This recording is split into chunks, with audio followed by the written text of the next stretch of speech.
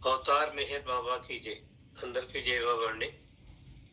Mind must go అని చెప్పి మనస్సు మీద బాబా ఇచ్చిన ప్రవచనం చదువుకుంటున్నాం. అందులో గతంలో చెప్పుకున్న హైలైట్ పాయింట్ ఒకటి చెప్పుకుని దాన్ని కొనసాగిద్దాం. మనస్సు అనేది శిలాస్థితి కంటే ముందర నుంచి ఉంది. శిలాస్థితి కంటే దానికంటే ముందర స్థితి నుంచి కూడా మనస్సు అనేది ఉంది. మనస్సు చనిపోయినప్పుడు, మనస్సుకు మరణం సంభవించినప్పుడు ఈ అహంకారం అన్నది ఏం అహంకారం? పరిమితమైన అసత్యమైన అహంకారం అది పోయి దాని స్థానంలో అపరిమితమైన దైవీయ అహంకారం, అహంభావం అనాలి, దైవీయ అహంభావం చోటు చేసుకుంటుంది. ఆ విధంగా మనస్సుకి ఒకేసారి మరణం, ఒకేసారి జననం, ఒకేసారి మరణం సంభవిస్తుంది అంటారు. భౌతిక దేహానికి ఎన్నో జననాలు, ఎన్నో మరణాలు ఉన్నప్పటికీ మనస్సు అనేది మాత్రం ఆదిలో వాయు రూపంలో నుంచి ఉంది. అది అక్కడ జననం సంభవించింది. మనోనాశ్ అంటే మనస్సు నాశనం ఎప్పుడవుతుందంటే, మనస్సు నాశనం అవగానే దైవ అహంకారం చోటు చేసుకోవాలి. అసత్యమైన పరిమితమైన నేను అనే అహంకారం పోయి అపరిమితమైన నేనే దైవాన్ని అనే అహంభావం చోటు చేసుకోవాలి. ఎప్పుడైతే మనస్సు మరణించి దైవీ అహంకారం చోటు చేసుకుందో అప్పుడు మనస్సు యొక్క మరణం సంభవిస్తుంది. మనస్సు మరణం సంభవించిన తర్వాత అది జరుగుతుంది కూడా. ఆ విధంగా భౌతిక దేహం జన మరణాలకి, మనస్సు యొక్క జన మరణాలకి చక్కటి బ్రహ్మాండమైన నిజమైన నిర్వచనం బాగా ఇచ్చారు. తర్వాత అన్నారు, now mind goes on taking bodies. ఈ శరీరాలు తీసుకుంది మనస్సే. అనేక రకాల శరీరాలు తీసుకుంటూ ఉంటుంది. మానవుడుగా చూసుకుందాం. ఆ మానవుడుగా చూసుకున్నప్పుడు వాళ్ళు ఖర్చు పెట్టేసిన సంస్కారాలు తాలూకు ఎక్కువ ఉంటే అవి దాని తాలూకు శరీరం తీసుకోదు. ఉదాహరణకు ఒక మంచి ధనవంతుడుగా జీవితం గడిపినప్పుడు, మొత్తం జీవితం అంతా చాలా ధనవంతులుగా గడిపినప్పుడు మళ్ళీ ధనవంతుడుగా అనుభవించవలసిన సంస్కారాలు ఏమి ఉండవు, తక్కువ ఉంటాయి. ఎక్కువ ఖర్చు పెట్టేశాడు కాబట్టి అంచేత ఇప్పుడు బీదవాడిగా సంస్కారాలు ఖర్చు పెట్టాలి కాబట్టి బీదవాడిగా పుడతాడు. అలాగా ఆపోజిట్ గా ఉంటుంది అనమాట. అంచేత ఏ సంస్కారాలు అయితే ఎక్కువగా మిగిలిపోయాయో, ఖర్చు పెట్టవలసినవి మిగిలిపోయాయో దానికి అనుగుణంగా తదనుగుణంగా మానవ శరీరం తీసుకోవడం జరుగుతుంది అంటున్నారు. Now mind goes on taking bodies according to it's good and bad sanskaras. అట్లే గుడ్ అండ్ బ్యాడ్ సంస్కారాస్ అంటాం. ఈ గుడ్డుకి బ్యాడ్కి అసలు లేదంటారు కదా. గుడ్ ఏంటి బ్యాడ్ ఏమిటని ఎవరైనా అడగచ్చు. ఏ సంస్కారాలు అయితే బంధనాలుగా ఉంటాయో వాటిని బైండింగ్ సంస్కారాస్ అంటారు. మనం భగవంతుల్లో నేనే భగవంతుని అని తెలుసుకోవడానికి అవి అడ్డుకోవడంగా నిలబడతాయి మనకు బంధనాల కింద. సో ఆ సంస్కారాలను బైండింగ్ సంస్కారాస్ అనే బంధనాలు అనవచ్చు. సంస్కారాలు అన్న మాట తీసేసినా కూడా బంధనాలు. ఏవైతే బంధనాలుగా మిగిలిపోయాయో అవి బ్యాడ్ సంస్కారాస్. ఏ సంస్కారాస్ అయితే బంధనాలు కావో అవి గుడ్ సంస్కారాస్. ఎవరికైనా సహాయం చేయడం వల్ల మనకు కలిగే సంస్కారాలన్నీ కూడా మంచిగా అని చెప్పుకుంటాం. ఎందుకంటే మన గురించి కాకుండా స్వార్థం గురించి కాక పరమార్థం గురించి, అంటే భగవంతుడి గురించి, ఇతరుల గురించి సేవ చేసుకుంటాం. అది ఎక్కువగా చేసామనుకోండి దాని తాలూకు సంస్కారాలు బంధనాలు కావు. నాన్ బైండింగ్ సంస్కారాలు అవి, బంధనాలు కానీ సంస్కారాలు. ఆ బంధనాలకు కాని సంస్కారాలు గుడి సంస్కారాలు అని. ఏ సంస్కారాలు అయితే బంధనాలుగా నిలబడ్డాయో, మనకి బంధీకృతుని చేస్తున్నాయో ఆత్మని, తానెవరో తాను తెలుసుకోవడానికి అవరోధంగా ఆటంకంగా నిలబడ్డాయో వాటిని మనం బ్యాడ్ సంస్కారాలు అంటాం. అంచేత సాధారణంగా మానవుడు ఈ సంస్కారాన్ని కలిగి ఉంటాడు, బ్యాడ్ సంస్కారాస్తే. ప్రాపంచికంగా గుడ్ బ్యాడ్ వేరు, ఈ బైండింగ్ నాన్ బైండింగ్ అర్థం వేరు. ఎవరో తాగుబోతున్నాడు, వాడికి సహాయం చేసాం, జీవితం అంతా డబ్బులు ఇచ్చాం తాగరా అని. దాన్ని ఏమంటారు, వాడికి తాగుతూ కొంచెం అలవాటు చేస్తున్నాము చేత అది వాడికి సహాయం చేసాం కదా అనుకుంటే అలాగా. మీరు చేసే సహాయం వాడి యొక్క జీవితానికి అవరోధం కాకూడదు. అలా కాకుండా తాగుడికి ఇవ్వకుండా వాడికి మంచి విషయాలను బోధించి వాడి మనస్సు హృదయం భగవంతుడి వైపు వాళ్ళని మళ్ళించగలిగాం అనుకోండి, అప్పుడు మనకు లభించేవి నాన్ బైండింగ్ సంస్కారాలు. అది బంధనం కాని సంస్కారాలు. దైవీపరంగా ఉపయోగపడాలి మనం ఇతరులకి, ప్రాపంచికంగా ఉపయోగం కాకుండా. ఈ ప్రాపంచికంగా ఎక్కువ ఉపయోగపడితే వాళ్ళ కోరికలు కూడా ప్రాపంచికంగా ఎక్కువ కోరికలు ఉంటాయి. అంటే భగవంతుడికి దగ్గర అవ్వడానికి బదులు వాళ్ళు భగవంతుడికి దూరంగా అయిపోతుంటారు. అంచేత ఈ గుడ్ అండ్ బ్యాడ్ అని దానికి నిర్వచనం ఈ సంస్కారాల విషయం వచ్చినప్పటికీ బంధనాలు కాని సంస్కారాలు, బంధనం అయిన సంస్కారాల కింద చెప్పుకోవాలి. అంచేత ఇక్కడ ఈ ఖర్చు పెట్టిన సంస్కారాలు ఎలా ఉన్నాయో దానికి అనుగుణంగా మనస్సు శరీరం తీసుకుంటూ ఉంటుంది. మనస్సు కంటూ పర్మనెంట్ గానే ఉంటుందని, ఒకసారి చనిపోతుంది కాబట్టి. అంటే మనం నేనే భగవంతుడిని తెలుసుకునేదాకా మనస్సు ఉంటుంది. మనస్సు చచ్చిపోయాక నేనే భగవంతుడిని చైతన్య అనుభవం పొందుతాం.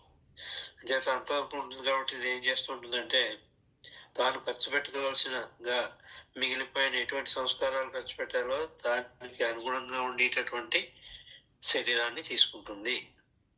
After the physical death the mind remains.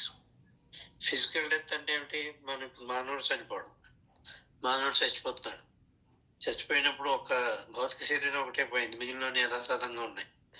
అంచేత అటువంటి భౌతిక శరీరం వదిలిపెట్టేయడం అని సావు సంభవించినప్పుడు మైండ్ రిమైన్స్, మనసు యథాతథంగా. మనకు తెలుసు మనసులో ఏమేమి ఉంటాయో. దానికి నిలయం ఏమిటంటే సంస్కారాలు అక్కడ నిల ఉంటాయి, అక్కడ దాచిపెట్టి ఉంటాయి. ఎందుకంటే ఖర్చు పెట్టడానికి వీలు లేదు, భౌతిక శరీరం లేదు కాబట్టి ఏ రకమైన సంస్కారాలు ఖర్చు పెట్టడానికి వీలు లేదు, అది అనువు కాదు.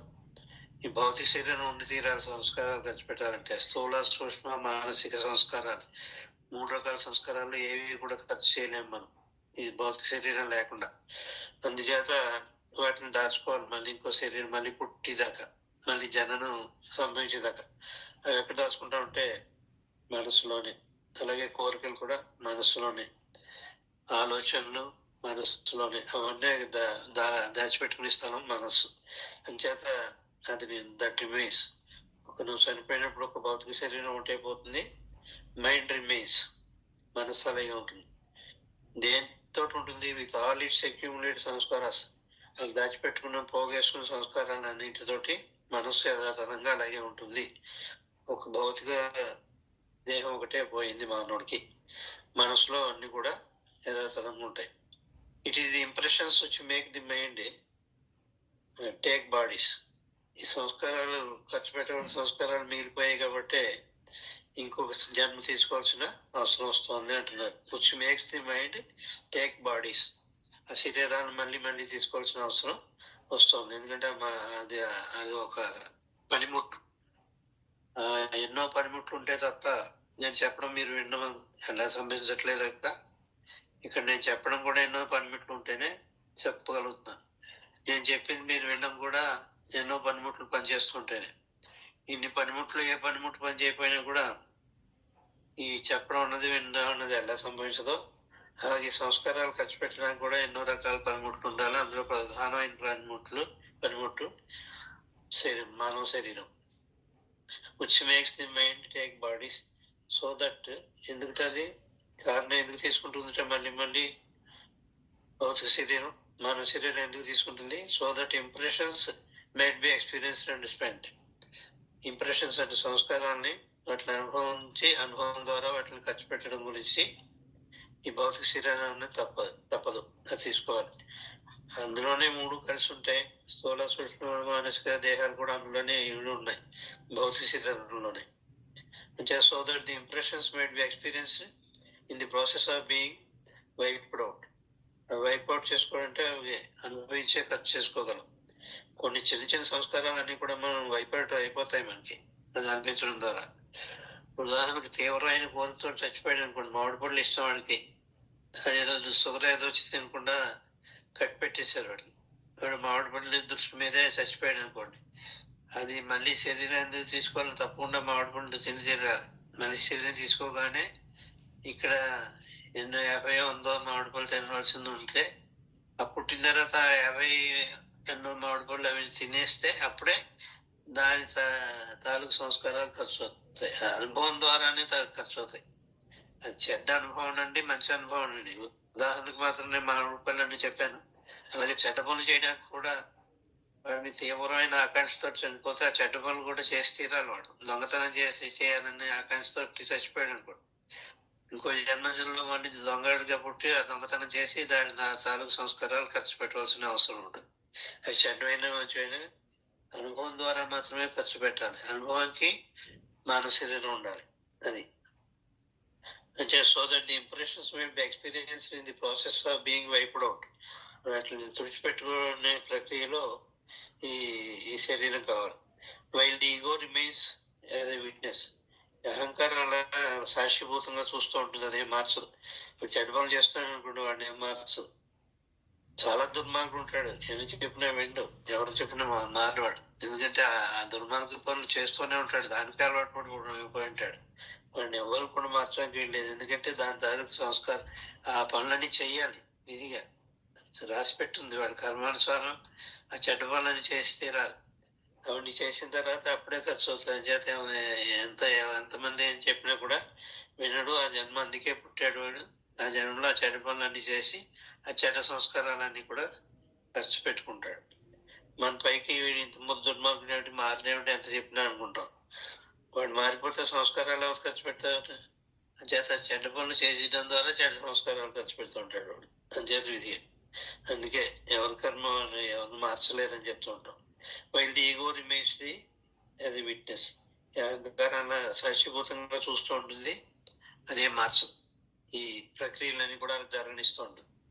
Even you are fast asleep, నువ్వు గాఢ నిద్రావస్థలో ఉన్నప్పటికీ కూడా this ego and the mind are there.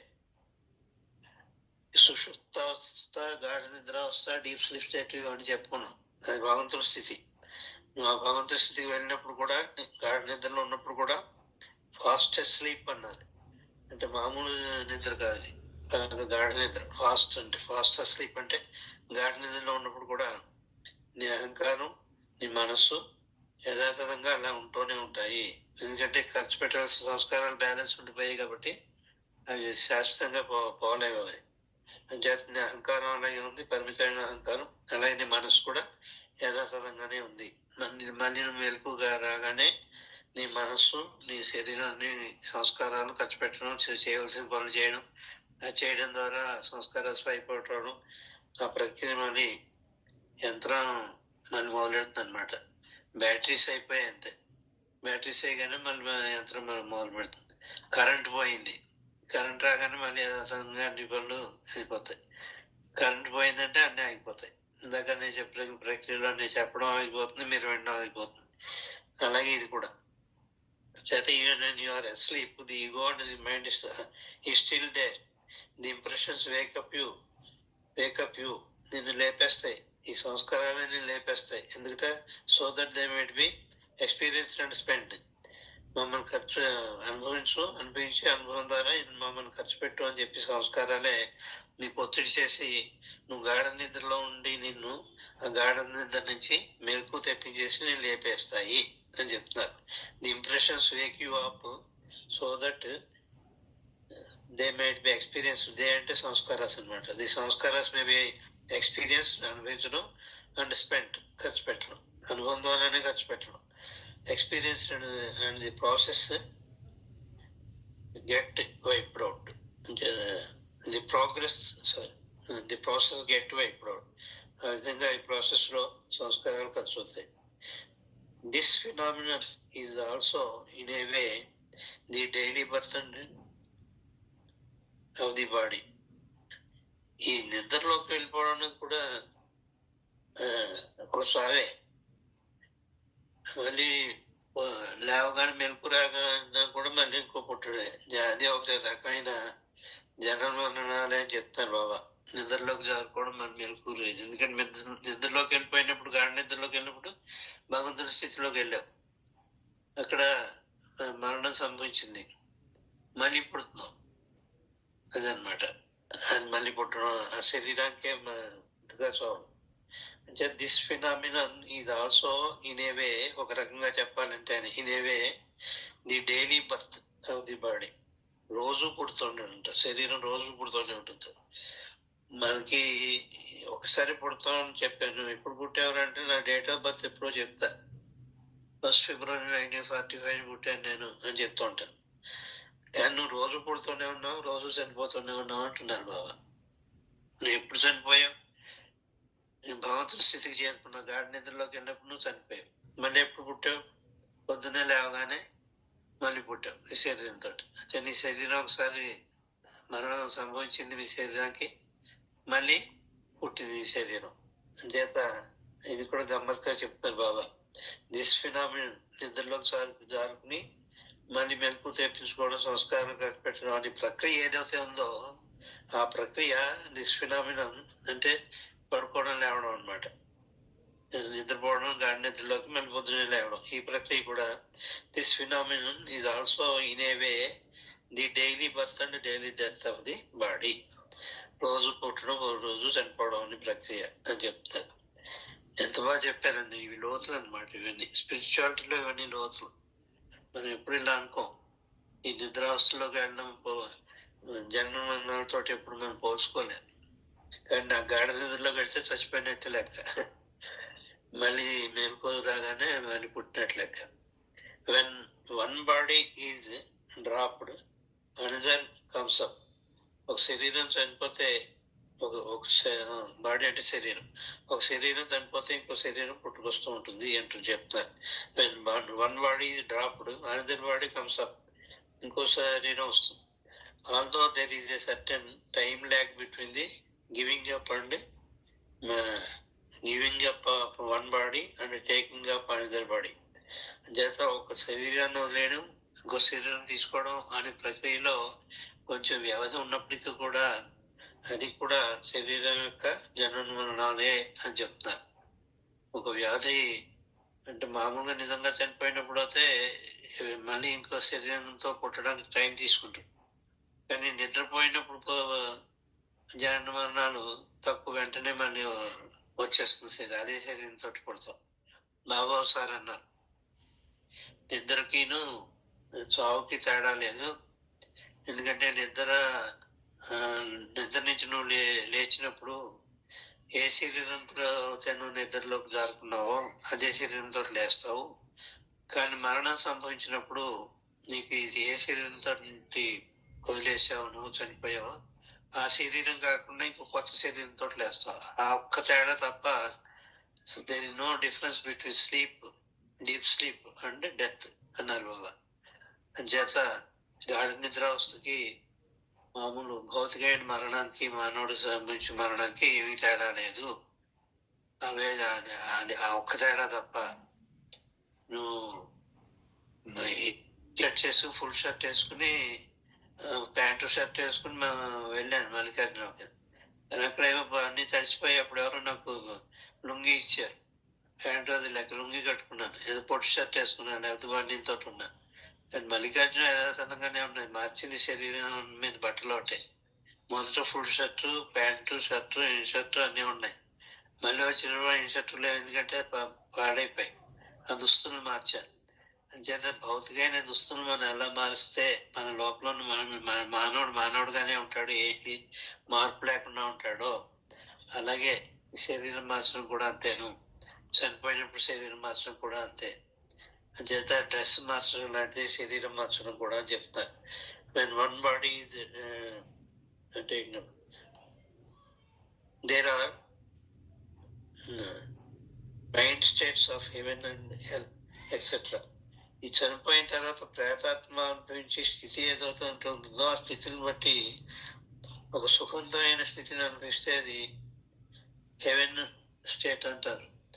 ఒక కష్టతరమైన భౌతికంగా జీవించున్నప్పుడు పడి కష్టాల కంటే కూడా చాలా ఎన్నో రెట్లు ఉంటాయి.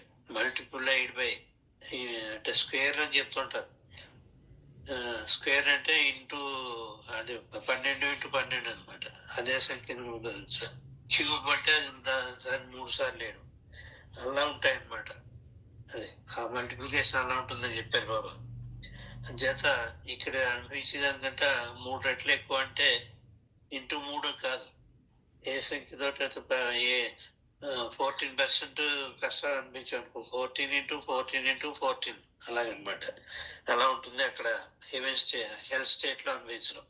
అలాగే ఆనందం కూడా ఈ భౌతిక జీవితంలో నువ్వు మానవుడు అనిపించిన ఆనందం కంటే కూడా వాడు చనిపోయిన తర్వాత హెవెన్ స్టేట్కి వెళ్తే ఇది కూడా అన్ని రెట్లు కూడా అలాగే ఎక్కువగా ఆనందాన్ని అనిపిస్తూ ఉంటారు అని చెప్పారు. లైఫ్ ఆఫ్టర్ డెత్ అని చాప్టర్ లోదండి ఇప్పుడు నేను చెప్పేవన్నీ కూడా. Life after death questions Meher Baba answered అని చెప్పి పార్ట్ 1 బుక్ లో నేనే చెప్పేవన్నీ కూడా అందులో చెప్పారు. ఇవన్నీ కూడా క్వశ్చన్స్ మెహర్ బాబా ఆన్సర్డ్ అంచేత లైఫ్ ఆఫ్టర్ డెత్ కూడా అందులో రాశారు బాబా. అప్పుడు ప్రక్రియ అంచేత ఏం చెప్తాను కూడా there are the mind states of heaven and hell. నువ్వు చనిపోయిన తర్వాత మనసు యొక్క స్థితులు ఉంటాయి. ఆ స్థితులు ఎలా ఉంటాయంటే ఒక స్వర్గ నరకాలని రూపాలతో ఉంటాయి. The mind has to be to do in this body. The mind has to die in this body. ఈ శరీరంతో మనసు చనిపోవాలి. Thus the masters have chalked out different ways to attain this మనోనాశ్. చేత ఈ మనసు ఈ శరీరంతోనే నీ మనసు చచ్చిపోవాలి అంటే నువ్వు బతుకుండగానే. నేను చచ్చిపోయాక జరుగుతుందంటే చచ్చిపోయాక జరగడం వీలవదు ఇంకా. అంటే అందుకే గాడ్ రిలేషన్ కానీ లిబరేషన్ కానీ నువ్వు బతుకుండగానే జరగాలి. అది చెప్తాను ఇక్కడ, ఆ పాయింట్ చెప్తాను ఇక్కడ. వన్స్ యూ డై చనిపోయిన తర్వాత ఇటు గాడ్ రిలేషన్ రాదు, నీకు లిబరేషన్ రాదు. ఆ లిబరేషన్ అన్నది వచ్చేది ఉంటే జస్ట్ లిబరేషన్ వచ్చిన తర్వాత నువ్వు చనిపోతావు అనుకోవచ్చు, లేకపోతే నువ్వు చనిపోయిన వెంటనే లిబరేషన్ వచ్చేస్తుంది. ఒక స్ప్లిట్ సెకండ్ కూడా ఖాళీ ఉండదు అక్కడ చచ్చిపోయిన వెంటనే. అదే చెప్తారు, ఆ పాయింట్ చెప్తాను. The mind has to die in this body అంటున్నారు. ఆ పాయింట్ అండి. ఇంకో మళ్ళీ చూస్తున్నాను. The mind has to die అంటే తప్పనిసరిగా మనసు చచ్చిపోవాలి. ఇప్పుడు ఇన్ దిస్ బాడీ ఓన్లీ, ఈ శరీరంతో అంటే నువ్వు జీవించి ఉండగానే, మెలకుగా ఉండగానే, నువ్వు స్పృహలో ఉండగానే, మానవుడిగా ఉండగానే మనసు చచ్చిపోవాలి. నేను చచ్చిపోయాక ట్రై చేస్తాను అంటే నీకు వీలు కాదు. సంస్కారాలు ఖర్చు పెట్టడం ఎలా వీలు కాదు, మనస్సును చంపేయడం కూడా వీలు కాదు. అంచేతే నువ్వు అవేకన్ స్టేట్ లోనే నువ్వు మనస్సును చంపుకోవాలి. While you are awake, not in sleep. Deep sleep state లో వీలు అవ్వదు, మరణానికి సంబంధించినప్పుడు కూడా వీలు కాదు.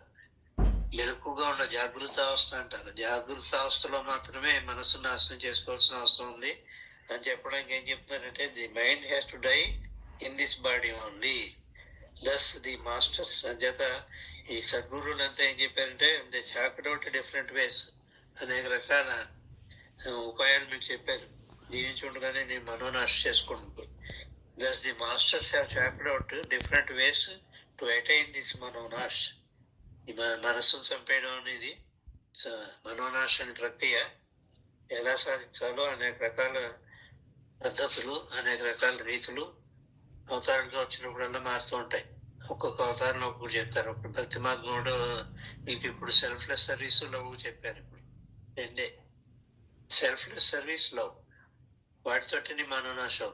అవి నువ్వు చేయకపోతే ఇంకేం చేసినా కూడా మనోనాశం అవ్వదు. ఖచ్చితంగా చెప్పారు బాబా. అది చెప్పుకుంటాం. వాటన్నిటినీ కన్సైజ్ చేసి ఒక మాటలో చెప్పారంటే బాబా ఏం చెప్పారు అంటే నిస్వార్థ సేవ, ప్రేమ, నిష్కల్మషమైన ప్రేమ, కల్మషం లేని ప్రేమ, నిస్వార్థ సేవ. అంటే నీ గురించి కాదు, ఇతరుల గురించి మాత్రమే సేవ చేయాలి. ఈ రెండు ఉంటేనే నీకు మనోనాశం జరుగుతుంది. అది అంత నిస్వార్థంగా సేవ చేస్తేనే మనోనాశ అవుతుంది. ఏ ప్రక్రియ చేసినా అవదు. చేత ఉన్నారు. The masters have chalked out different ways to attain this మనోనాశ, that is or annihilation of the mind. English లో ఎనిహిలేషన్ ఆఫ్ ది మైండ్ అంటాం. ఈ మనోనాశ అనేది సాంస్క్రిట్ వర్డ్, తెలుగులో కూడా అదే అర్థం వస్తుంది. మనస్సు నాశనం చేసుకోవడం అని అంటాం తెలుగులో. మనోనాశ అని సాంస్క్రిట్ లో అంటాం. హిందీలో కూడా మనోనాశ అవుతుంది. కానీ ఇంగ్లీష్ లో మాత్రం ఎనిహిలేషన్ ఆఫ్ ది మైండ్ అని అంటారు. అంచేత ఇంకొకసారి chalked out ways to attain this మనోనాశ of the mind during life. ఆఖరి అడ్జెక్టివ్ పెట్టారు, డ్యూరింగ్ లైఫ్. డ్యూరింగ్ లైఫ్ అంటే నీ జీవితకాలంలోనే ఈ మనోనాశను సాధించవలసిన అవసరం ఉంది. నువ్వు జీవితకాలం అయిపోయిన తర్వాత, చనిపోయిన తర్వాత ప్రేతాత్మ కింద మనో సాధించలేవు. ప్రేతాత్మ అంట భౌతిక శరీరం. భౌతిక శరీరం ఉంటూ ఉండగానే ఈ భౌతిక శరీరం ఎంత అనవసరం అనుకుంటామో అంత ముఖ్యం మనకి. అంచేతే దీన్ని మనం మిస్యూజ్ చేయకూడదు. భౌతిక శరీరాన్ని జీవించి ఉండగా భౌతిక శరీరంలో చేయవలసిన పుణ్యకార్యాలనండి, లేకపోతే సంస్కారాలను నాశనం చేయడానికి ఏమేం చేయాలో ఆ పనులు కానీ ఈ భౌతిక శరీరం ఉన్నతో తోటే మనం చేయాలి. అది తెలియక ఆత్మహత్య చేసుకుని దీన్ని బాగా పాటు చేసుకుంటాం. అది ఎలాంటిది, దేంతో పోల్చారంటే మనం ఆత్మహత్య చేసుకోవడం, చిన్న కుర్రాడికి ఒక గాజు బొమ్మ ఇస్తారు, చాలా బాగుంటుంది, దాంతో ఆడుకోరాని ఇస్తారు, అది దాన్ని వేసి కొడతాడు. ఇంకేం ఆడుకుంటాడు అని అయిపోయింది, గాజు బొమ్మ ఇచ్చాం, దాన్ని వేసి కొట్టాడు వాడు తెలియక. అది బాగాలనుకుని ఎగురుతుందేమో కొట్టాడు, అది ముక్కు ముక్కలు అయిపోయింది. మన ఆత్మహత్య కూడా అంతే. ఈ గాజు బొమ్మ లాంటిది మన శరీరం, దాన్ని అలా కాపాడుకుంటూనే ఉండాలి. అది ఉంటేనే మనకు సంస్కారాలు ఖర్చు అవుతాయి, మనోనాశ అవుతుంది. ఏదైనా కూడా ఇది మానవుడికి జీవితం చాలా ముఖ్యమైనది. అందుకే మానవ జన్మ ఉత్కృష్టమైన జన్మ కారణం చెప్పడానికి కారణం అదే. ఆ మానవ జన్మ కూడా ఎక్కడ ఈ భూప్రపంచం మాత్రమే పుట్టాలి. వేరే గోళాల మీద కూడా మానవులు ఉన్నారు, కానీ వాళ్ళకి ముక్తి మోక్షానికి అర్హత లేదు. వాళ్ళకి ఈ భూప్రపంచం మీద పుట్టిన మానవులకు మాత్రమే అర్హత ఉంది. బాబా చెప్పారు. అందుకే అక్కడ ఆత్మలన్నీ కూడా అవసరాలు ఇక్కడ అవతరించాడని, ఈ భూప్రపంచం మీద అవతరించాను నేను ఇప్పుడు.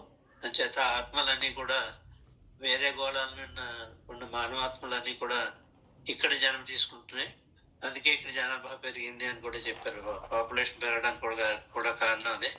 ఆత్మలన్నీ ఇక్కడ అట్రాక్ట్ అయిపోయి ఇక్కడికి నా మీద అట్రాక్షన్ గురించి నేను ఇక్కడ అవతరించానని ఈ భూప్రపంచం మీద జన్మిస్తున్నాయి అని చెప్పేసి వాళ్ళకి ఇంటెలిజెన్స్ ఉంది తప్ప లవ్ లేదు అని చెప్పారు బాబా. అందుకే ఇప్పుడు సాఫ్ట్వేర్ ఇవన్నీ చెప్తున్న వీళ్ళంతా కూడా అక్కడి నుంచి ఇక్కడ తీసుకున్న వాళ్ళే. ఈ సాఫ్ట్వేర్ వాళ్ళంతా ఆర్టిఫిషియల్ ఇంటెలిజెన్స్ అనండి, ఇంకోటి అనండి, వాళ్ళకి 90% ఇంటెలిజెన్స్ ఉంటుంది, ఇంటలెక్చువల్ ఇంటెలిజెన్స్ ఉంటుంది. వాళ్ళకి లవ్ ఏమో 10% ఉంటుంది. ఆ పర్సంటేజ్ కూడా చెప్పారు బాబా.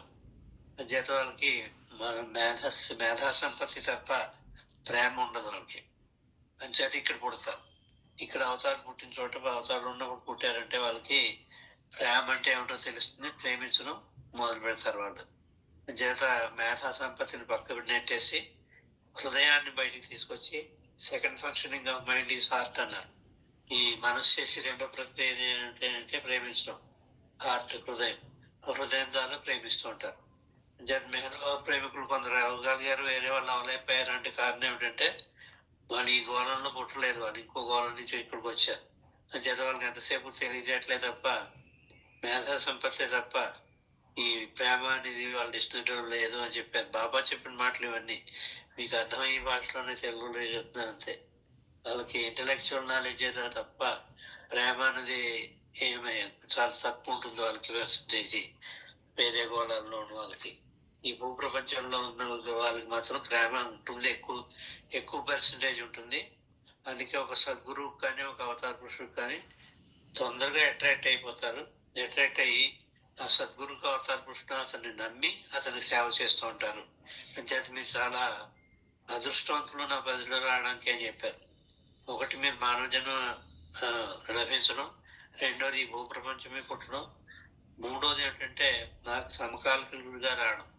అంటే అవతార పురుషుడికి సమకాలికుడిగా కొట్టాం మనం. అదేంటంటే ఆయన 69లోనే పోయారు, ఇప్పుడు సమకాలికుడే ఎలా అయ్యారంటే ఆయన ఉంటే శరీరం ఒకటి వదిలేదు, కానీ ఆయన మేనిఫెస్టేషన్ అవ్వలేదు కాబట్టి అవతార్ మెహర్ బాబా యొక్క మేనిఫెస్టేషన్ అయ్యి లోపల పుట్టిన వాళ్ళంతా కూడా అవతార్ యొక్క సమకాలికులనే చెప్పాలి మనం. బాబా శరీరం సాధించడం ఇప్పటికీ కూడా ఆయన భౌతిక శరీరంతో లెక్కలే, కానీ మేనిఫెస్టేషన్ అయిపోయిన తర్వాత పుట్టిన వాళ్ళు మాత్రం బాబా సమకాలికులు కాదు. ఇంకా మేనిఫెస్టేషన్ అవ్వలేదని అనుకుంటున్నాను, మనం అవలేదని నేను నమ్ముతున్నాను బాబా చెప్పిన ప్రకారం. చేత ఇంకా అవ్వలేదు కాబట్టి ఇప్పుడు పుట్టిన వాళ్ళు కూడా ధన్యులే, అవతార పురుషులు సమకాలికులుగా పుడతారు. వాళ్ళు 3 లాభాలు పొందారు. ఒకటేమో ఈ భూమి మీద పుట్టడం, రెండోదేమో మానవ శరీరం లభించడం, మూడోది అవతార పురుషులతోటి సాంగత్యం. ఈ 3 కలిగింది. చేత as long as the mind is there, the body is also there. మనస్సు ఉన్నంత వరకు శరీరం కూడా ఉంటుంది. ఈ మనస్సు అదే తెచ్చుకుంటూ ఉంటుంది శరీరాన్ని. చేత మనసు ఎంతవరకు ఉందో అంతవరకు శరీరం కూడా ఉంటుంది అని చెప్తారు. ఒక ప్రేతాత్మకి తప్ప, ప్రేతాత్మకు ఉండవు. As long as the mind is there, the body is also there, and there is continuous action. ఈ కంటిన్యూస్ యాక్షన్ అంటే కర్మ సిద్ధాంతం ప్రకారం ఏదో పని చేస్తూనే ఉంటాడు. మంచి పనో చెడ్డ పనో ఏదో ఒకటి వాడు సంస్కారాలు ఖర్చు పెట్టాలి కాబట్టి ఏదో పని చేస్తూనే ఉండాలి. వైపు ఒకటి సంస్కారాలు. చెడ్డ పనులు చేస్తున్నాడు వాడిని పుణ్యాత్ముడు కాదు వేదం అనుకోవడానికి వీల్లేదు. ఆ చెడ్డ సంస్కారాలు ఖర్చు పెట్టాల్సిన అవసరం ఉంది. అంచేత అలా పుట్టించాడు వాడిని. అందరినీ మంచి వాళ్ళగా పుట్టించడు. అంచేత చెడ్డ పనులు చేసేవాడు వాడు ఆ పనులు చేస్తూ ఉంటాడు. దాని ద్వారా వాడి సంస్కారాలు ఖర్చు అవుతాయి. అది ప్రోగ్రెస్సే. మానవ జన్మలో ఏ ప్రక్రియ చేసినా టు డూ వన్ యాక్షన్ అదే అదర్ అన్నారు. ఏదో పని చేస్తూనే ఉండాలి. అది కర్మ సిద్ధాంత ప్రకారం చేయాల్సిన పని. దేర్ ఈజ్ కంటిన్యూస్ యాక్షన్ అన్నారు. శరీరం ఉన్నంత వరకు కూడా మనస్సు ఉంటూనే ఉంటుంది. మనస్సు శరీరం రెండు కలిసి ఏదో పని చేస్తూనే ఉంటాయి. అలా కంటిన్యూస్ గా అవి పని అన్నది, ప్రక్రియ అన్నది, కర్మ అన్నది చేస్తూనే ఉంటారు. కర్మ చెప్పాను. కర్మ కాదని కాకొత్తిస్తూ ఉంటారు చాలా మంది. కర్మ వాడి కర్మరా అంటూ ఉంటారు. కాకొత్తే ఒకండి, కర్మే. కర్మ సిద్ధం కానే అన్నా కానీ ఉత్తుక్క ఇవ్వకూడదు. కర్మ అంటే గాడిద అంత కూడా ఉంది. కర్మ మీద ఉంది. ఒత్తుక్క ఇస్తే గాడిద అంత కూడా ఇది వస్తుంది. Only when the mind is at rest, మనసు కొంచెం విరామం తీసుకుంటూ ఉంటుంది ఎప్పుడు నిద్రపోయినప్పుడు. అంచేత when the mind is at rest during sleep అని. Only when the mind is at rest, completely stilled or unconscious. మనస్ఫూర్తిగా ఆగిపోయింది, స్టిల్ అయిపోయింది అంటే బ్యాటరీ అయిపోయింది, గడియారం తిరగట్లేదు, గడియారం ఆగిపోయింది, బ్యాటరీలు అయిపోయింది అనమాట. Completely stilled or unconscious. ఒకవేళ చేస్తూనే కూడా అన్కాన్షియస్ గా చేస్తాం. అంటే నిద్రలో మనసు పని చేయకుండానే గోక్కుంటూ ఉంటాం. మనం అసంకల్పిత ప్రతీకార చర్య అని సైన్స్ లో ఉంది, మేము చదువుకున్నాం. నీకు తెలియకుండానే చేసే పనులని అసంకల్పిత ప్రతీకార చర్య అని. అంచేత దాని ప్రకారం మనం నిద్రపోతున్నప్పుడు చేసే యాక్షన్స్ అన్ని కూడా అందులోకి వస్తాయి. The mind is at rest, completely stilled or unconscious. Does action stop 99%? Does action stop 99%? అంటే నిద్రావస్థలో ఉన్నప్పుడు ఈ కర్మ అన్నది 99% అది ఆపేస్తుంది. ఏ కర్మ చేయదు. కర్మ చేయడం ఆగిపోయింది. పనులు చేయడం, యాక్షన్స్ చేయడం. యాక్షన్ అంటే నటించడం కాదండి కర్మ. యాక్షన్ అంటే నటించడం అనుకోకండి. నటన కాదు, సినిమా యాక్షన్ కాదు. Does action stop 99%? ఈ నిద్రావస్థలో వెళ్ళినప్పుడు మనస్సుకి విశ్రాంతి వచ్చింది, మనసు పని చేయట్లేదు, ఆలోచనలు లేవు, కోరికలు లేవు, ఏమీ లేవు. అప్పుడు స్టిల్ అయిపోయింది మనసు. దానిచేత శరీరం కూడా మనసు యొక్క ఆర్డర్ ప్రకారం శరీరం కూడా చేస్తుంది. దాని ఆదేశాల ప్రకారం. ఆదేశాలు ఇచ్చి మనసు పని చేయట్లేదు కాబట్టి ఆదేశాలు ఇచ్చి ఏం లేవు, డైరెక్షన్స్ ఇచ్చి. దీని ప్రక్రియ కూడా ఇది ఆపేస్తుంది. Does stop actions 99%, 99%. మరి 1% ఏమిటంటే ఉచ్ఛ్వాస నిశ్వాసాలు తీసుకుంటూ ఉంటాం. అది యాక్షనే, దానికి సంస్కారాలు పడతాయి. బాబా చెప్పారు ఇవి, బాబా చెప్పిందే. Breathing, you breathe. నిద్రపోయినప్పుడు కూడా బ్రీదింగ్ ఆపితే ఫ్రెష్ అయిపోతాం. బ్రీదింగ్ ఉంటుంది. అలాగే నీకు తెలియకుండానే కొన్ని పనులు చేస్తూ ఉంటాం. ఇందాక చెప్పాను, నిద్రలో గోక్కోవడం. అది ఒకప్పుడు సబ్ కాన్షియస్ స్టేట్ లో కూడా మనం ఏదో మాట్లాడేస్తుంటాం. తాళాలు ఎక్కడ పెట్టావు అని చెప్తారు. బాగా మంచి నిద్రలో ఉంటారు. తాళాలు ఎక్కడ జేబులో ఉన్నాయి అని చెప్పేస్తాం మనం తెలియకుండానే. ఎవరో నేను తాళాలు అడిగారు జేబులో ఉన్నాయని చెప్పినట్టు కూడా నీకు తెలియదు. నీకు తెలియకుండానే జేబులో ఉన్నాయని చెప్పేస్తాం. సబ్ కాన్షియస్ స్టేట్ అంటారు. అలా కళల ఖండం కూడా సబ్ కాన్షియస్ స్టేట్ లోకి వెళ్ళి మనసు పనిచేసి కాదు అది. మనసు యొక్క సబ్ కాన్షియస్ స్టేట్ లోకి వెళ్ళి కళలు కూడా మనం కంటూ ఉంటాం. ఆ కళల ఖండం కూడా దానికి కూడా సంస్కారాలు పడతాయని చెప్పారు బాబా. అంచేత డస్ యాక్షన్ స్టాప్ 99%. ఆ 1% కళల ఖండం కానీ నిద్రావస్థలో నువ్వు తప్పనిసరిగా చేయవలసిన శ్వాస ప్రక్రియ ఏదైతే ఉందో అవి చేయడం కానీ ఇంకా ఏదో గోపుకోవడం అలాంటివి చేయడం కానీ జరుగుతాయి. Even then 1% actions continue.